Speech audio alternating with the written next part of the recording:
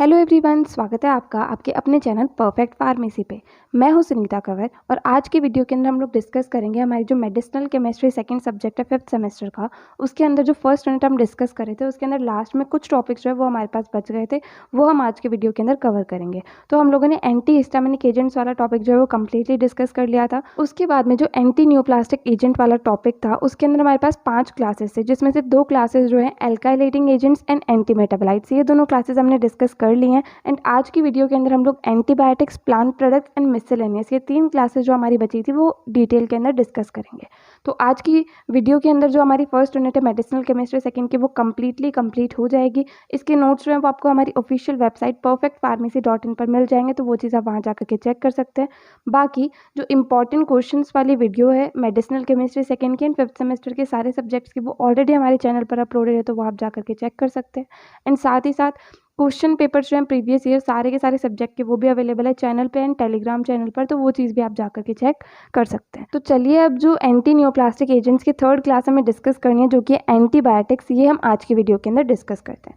ठीक है, तो एंटीबायोटिक्स जो है ये एंटी न्यूप्लास्टिक एजेंट से मतलब क्या है कि कैंसर को ठीक करने में मदद कर रहे हैं। तो अब ये कैंसर को ठीक करने में मदद करते किस तरीके से, तो ये एजेंट्स क्या करते हैं, डीएनए से बाइंड कर लेते हैं। ठीक है, उसके बाद में डीएनए के अंदर एक तो इंटरकैलेशन करते हैं, दूसरा स्ट्रैंड को ब्रेक करते हैं। इन दोनों ही चीज़ों की वजह से क्या होता है कि जो ट्रांसक्रिप्शन होता है डीएनए एंड आरएनए का, वो रुक जाता है एंड इसकी वजह से सेल डिवीजन जो है वो कम हो जाता है। तो सेल डिवीजन कम हो जाता है तो उसकी वजह से क्या होता है कि जो सेल की ग्रोथ है वो भी रुक जाती है। तो धीरे धीरे करके इस तरीके से कैंसर को जो है खत्म किया जा सकता है। ठीक है, क्योंकि कैंसर जो है वो सिंपली होता क्या है, अनकंट्रोल्ड सेल डिवीजन होता है। मतलब सेल डिवीजन जो है वो एबनॉर्मल एंड अनकंट्रोल्ड, बहुत ज़्यादा तरीके से सेल डिवीजन होता है, तो उसी चीज़ को जो है कैंसर कहा जाता है। तो जब सेल डिवीजन कम हो जाएगा या फिर सेल डिवीजन जो है वो रुक जाएगा, तो उससे क्या होगा कि कैंसर जो है वो कुछ हद तक ठीक होने लग जाएगा एंड धीरे धीरे करके ठीक हो जाएगा।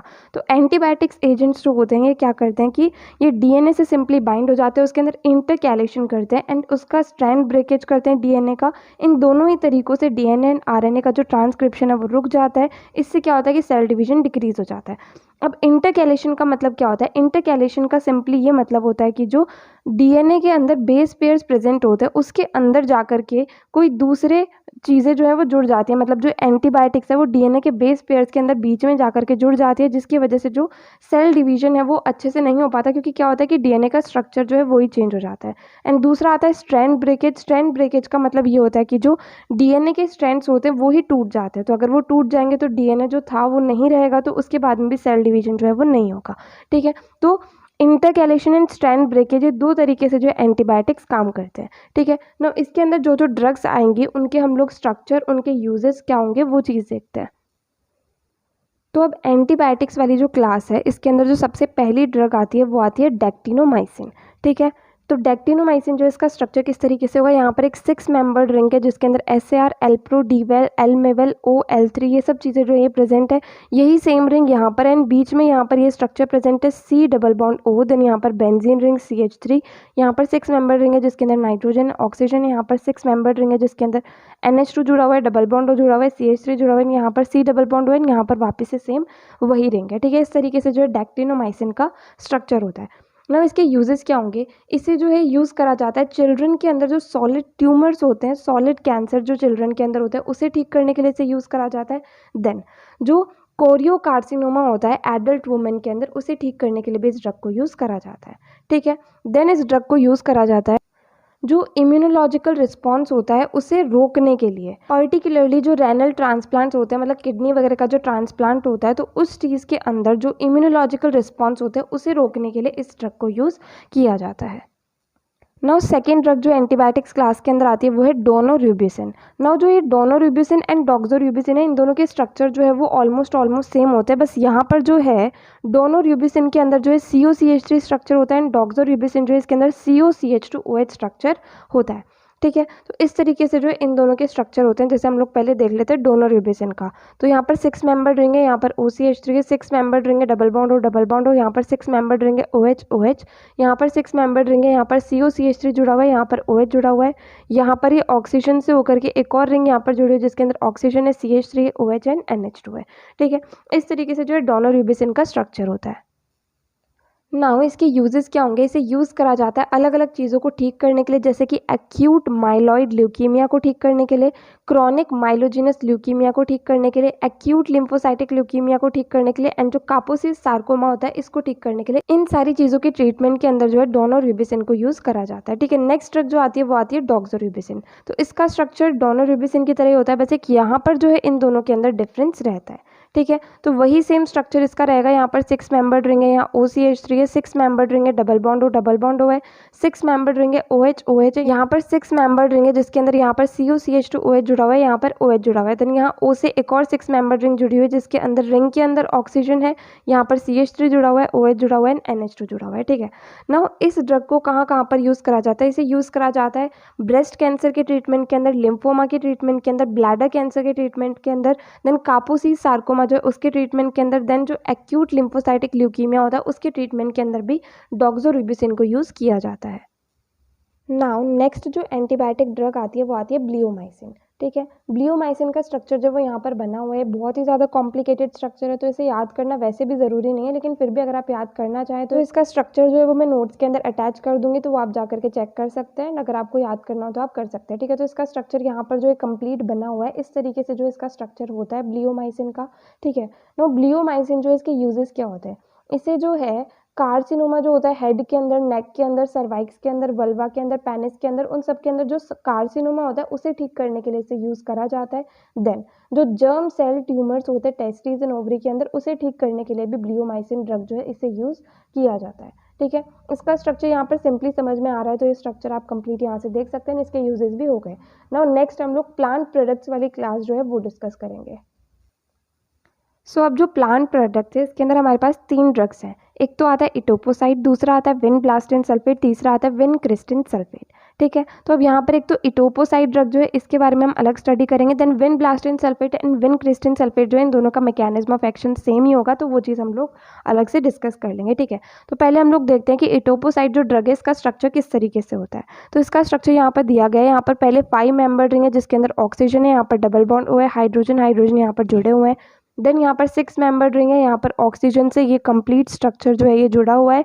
6 मेंबर्ड रिंग है, ऑक्सीजन है, OH H OH OH, then यहाँ पर CH2O CH CH3 एक रिंग जो है यहाँ पर बनी हुई है। ठीक है, देन यहाँ पर 6 मेंबर्ड रिंग है, यहाँ पर 5 मेंबर्ड रिंग है जिसके अंदर 2 ऑक्सीजन एटम्स जो है वो प्रेजेंट है।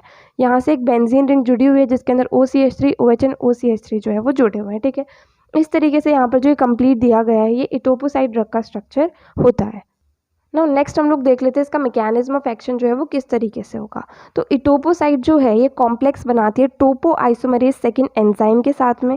ठीक है, तो जब इटोपोसाइट ड्रग जो है वो इस एंजाइम के साथ में कॉम्प्लेक्स बनाती है तो उसकी वजह से क्या होता है, DNA जो है वो टूटने लग जाता है। तो अगर वो टूटता है तो इससे एपोप्टोसिस एंड सेल डेथ जो है वो हो जाती है। तो जब सेल की डेथ ही हो जाएगी तो फिर उसके बाद में उसका डिवीजन क्या ही होगा, वो सेल जो है वहीं के वहीं ख़त्म हो जाएगा। तो इस तरीके से जो है कैंसर को ठीक करने में मदद करती है। ठीक है, तो सिंपली इसका मैकेनिज्म ऑफ एक्शन किस तरीके से होगा, इटोपोसाइट ड्रग हम लोग लेते हैं तो उससे क्या होगा कि वो कॉम्प्लेक्स बना लेता है टोपो आइसोमरेज सेकेंड एंजाइम के साथ में, जिसकी वजह से DNA जो है वो टूट जाता है एंड उससे एपोप्टोसिस एंड सेल डेथ जो है वो हो जाती है। ठीक है, अब जो इटोपोसाइट है इसे यूज़ कहाँ कहाँ किया जाता है, इसे लंग कैंसर के ट्रीटमेंट के अंदर, ल्यूकीमिया के ट्रीटमेंट के अंदर, टेस्टिकुलर कैंसर के ट्रीटमेंट के अंदर यूज़ करा जाता है। देन इटोपोसाइट को ब्लियोमाइसिन के साथ में कॉम्बिनेशन में यूज़ करा जाता है अलग अलग तरह के सार्कोमा एंड लिम्फोमा को ठीक करने के लिए। ठीक है, तो ये था सबसे पहला प्लांट प्रोडक्ट इटोपोसाइट। नाउ नेक्स्ट आते हैं vinblastine sulphate and vincristine sulphate. तो ये दोनों ही जो है ये विन का एल्केलॉइड्स होते हैं। ठीक है, तो ये एक ही कैटेगरी के अंदर आते हैं, तो इनके मैकेनिज्म ऑफ एक्शन जो है वो भी सेम होते हैं, इनके स्ट्रक्चर जो है वो भी ऑलमोस्ट सेम होते हैं। बस यहाँ पर जो R1 दिया गया है इसमें विनब्लास्टिन में तो CH3 आता है एंड विनक्रिस्टिन के अंदर CHO आता है। ठीक है, तो इस तरीके से इनका स्ट्रक्चर जो है सिर्फ इतना ही इन दोनों के अंदर डिफरेंस होता है। तो अब इसका स्ट्रक्चर किस तरीके से, यहाँ पर एक बेंजीन रिंग है जिससे एक 5 मेंबर्ड रिंग जुड़ी हुई है जिसके अंदर NH है। ठीक है, इसके बाद में यहाँ पर CH2 एंड यहाँ पर नाइट्रोजन से जुड़ा हुआ है, ये फिर से 6 मेंबर्ड रिंग है, यहाँ पर OH एंड C2H5 जुड़ा हुआ है। देन यहाँ पर एक इस तरीके से रिंग बनी हुई है, CH2 आ गया। देन ये जो है ये एक बेंजीन रिंग से जुड़ा हुआ है जिसमें OCH3 है, यहाँ पर 5 मेंबर रिंग है जिसमें N एंड R1 जुड़ा हुआ है। ठीक है, ये R1 जो है यही इन दोनों के अंदर डिफर करता है, बाकी सारे के सारे ग्रुप जो है वो सेम होते हैं vinblastine sulphate and vincristine sulphate के अंदर। देन यहाँ पर 6 मेंबर रिंग है जिससे OH COOCH3 OCOH3 जुड़ा हुआ है। ठीक है, देन यहाँ से एक 6 मेंबर रिंग जुड़ी हुई है, यहाँ पर एक 5 मेंबर रिंग जो है वो बन रही है, ठीक है। यहाँ नाइट्रोजन है, यहाँ पर C2H5 है। तो इस तरीके से ये जो है कंप्लीट जनरल स्ट्रक्चर हो गया विन का एल्केलॉइड्स का। अब विन ब्लास्टिन के अंदर R1 पे CH3 आ जाएगा एंड विन क्रिस्टिन के अंदर R1 की जगह CHO आ जाएगा, ठीक है। अब जो ये विन का एल्केलॉइड्स होते हैं, इनका मैकेनिज्म ऑफ एक्शन जो है वो किस तरीके से होता है। तो विन का एल्केलॉइड्स को जब हम कोई भी पेशेंट जो है वो लेता है, तो वो क्या करते हैं, विन का एल्केलॉइड्स जो है वो ट्यूबुलिन के साथ में बाइंड हो जाते हैं।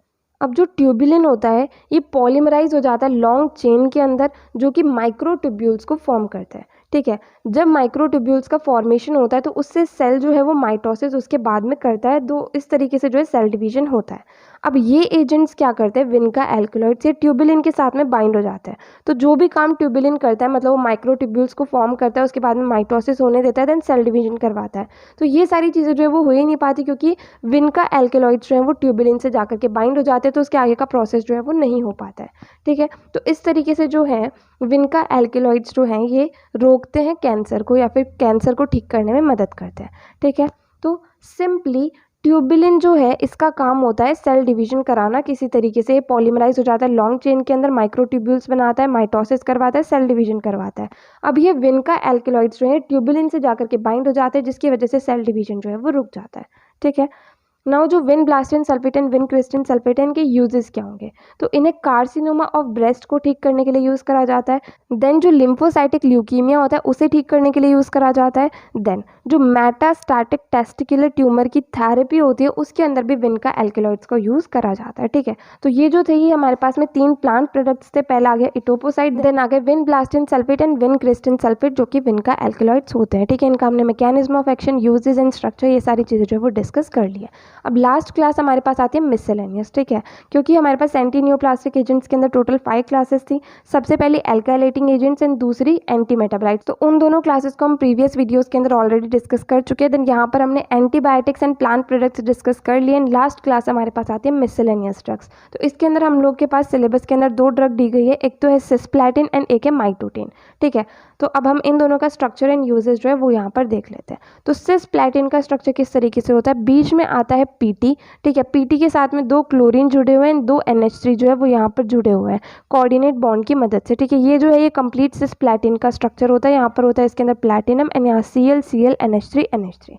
अब जो सिस्प्लैटिन है इसके यूजेस क्या होंगे, इसे टेस्टिकुलर कैंसर को ठीक करने के लिए यूज़ करा जाता है, ईसोफेजियल कैंसर को ठीक करने के लिए यूज़ करा जाता है, ब्रेन ट्यूमर को ठीक करने के लिए यूज़ करा जाता है, देन जो ओवेरियन कैंसर होता है उसे ठीक करने के लिए इसे यूज़ करा जाता है, देन जो हेड एंड नेक के अंदर कैंसर होता है उसे ठीक करने के लिए भी सिस्प्लैटिन ड्रग जो है इसे यूज़ किया जाता है, ठीक है। नाउ जो दूसरी ड्रग आती है मिससेलेनियस क्लास के अंदर वो आती है माइटोटिन, ठीक है। तो माइटोटिन का स्ट्रक्चर किस तरीके से हुआ, इसके अंदर 2 बेंजीन रिंग है, यहाँ पर इससे क्लोरीन जुड़ा हुआ है, बीच में यहाँ पर CH Cl2 जुड़ा हुआ है, यहाँ पर इसमें भी क्लोरीन जुड़ा हुआ है, ठीक है। अब इसके यूजेस क्या होंगे, इसे यूज़ करा जाता है एड्रेनोकॉर्टिकल जो कार्सिनोमा होता है उसे ठीक करने के लिए, एंड जो कशिंग सिंड्रोम होता है उसे ठीक करने के लिए भी इस ड्रग को यूज़ करा जाता है, ठीक है। तो यहाँ पर हमारी जो फर्स्ट यूनिट है मेडिसिनल केमिस्ट्री सेकंड की वो कंप्लीट होती है। इसके आगे के यूनिट्स की भी अगर आपको वीडियोस चाहिए तो आप कमेंट सेक्शन में बता सकते हैं, वो वीडियोस भी हम लोग जल्दी से जल्दी अपलोड करने की कोशिश करेंगे, ठीक है। एंड नोट्स जो हैं आपको सारे के सारे वो हमारी ऑफिशियल वेबसाइट perfectpharmacy.in पर मिलेंगे, तो वो आप वहाँ जा करके चेक कर सकते हैं।